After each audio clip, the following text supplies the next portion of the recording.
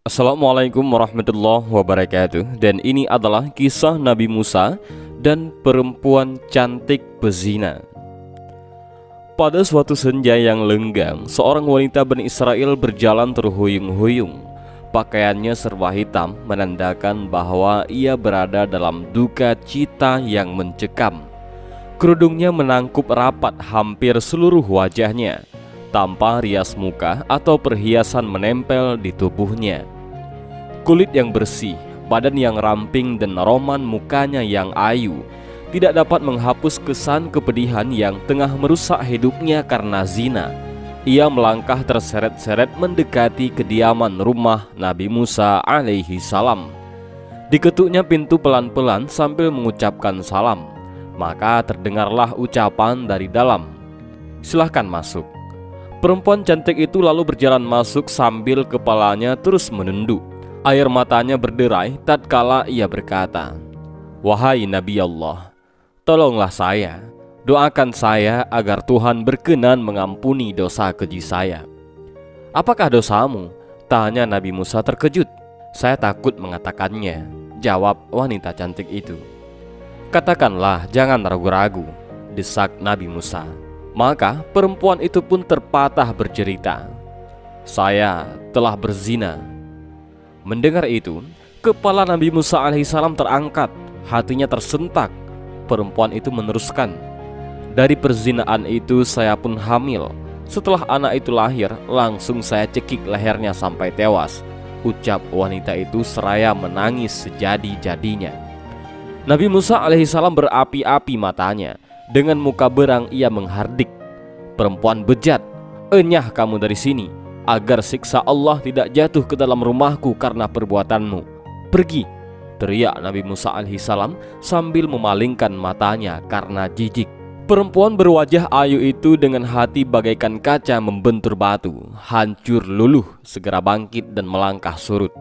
Dia terantuk-antuk keluar dari dalam rumah Nabi Musa alaihissalam. Ratap tangisnya amat memilukan. Ia tak tahu harus bagaimana lagi hendak mengadu. Bahkan ia tak tahu mau dibawa kemana lagi kaki-kakinya.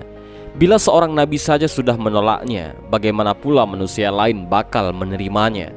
Terbayang olehnya betapa besar dosanya, betapa jahat perbuatannya.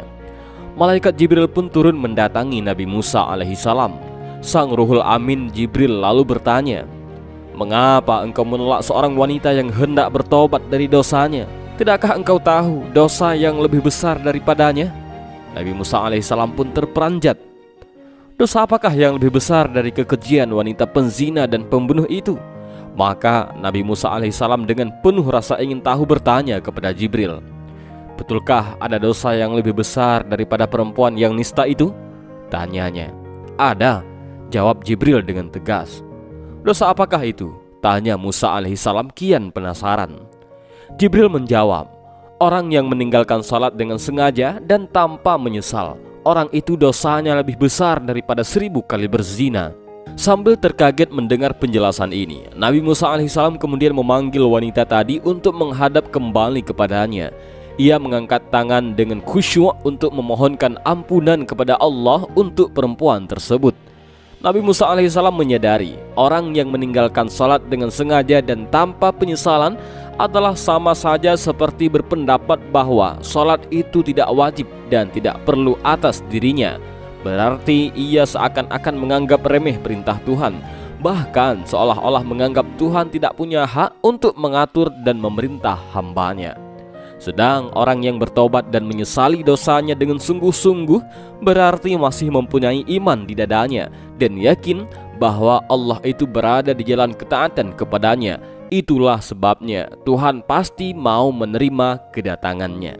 Ibnu Qayyim al-Jauziyah rahimahumullah mengatakan, kaum muslimin bersepakat bahwa meninggalkan salat 5 waktu dengan sengaja adalah dosa besar yang paling besar dan dosanya lebih besar dari dosa membunuh, merampas harta orang lain, berzina, mencuri, dan minum minuman keras. Orang yang meninggalkannya akan mendapat hukuman dan kemurkaan Allah serta mendapatkan kehinaan di dunia dan akhirat. Dalam sebuah hadis disebutkan bahwa orang yang meninggalkan salat sehingga terlewat waktu, kemudian ia mengqadanya, maka ia akan disiksa dalam neraka selama satu hukup. Satu hukup adalah 80 tahun. Satu tahun terdiri dari 360 hari. Sedangkan satu hari di akhirat perbandingannya adalah 1000 tahun di dunia. Dan inilah sedikit kisah tentang Nabi Musa alaihissalam dan perempuan cantik bezina. Dari kisah ini kita bisa mengambil beberapa pelajaran dan hikmah, dan juga mudah-mudahan video ini bermanfaat bagi kita semua. Amin ya rabbal alamin. Wallahu a'lam bishawab. Assalamualaikum warahmatullahi wabarakatuh.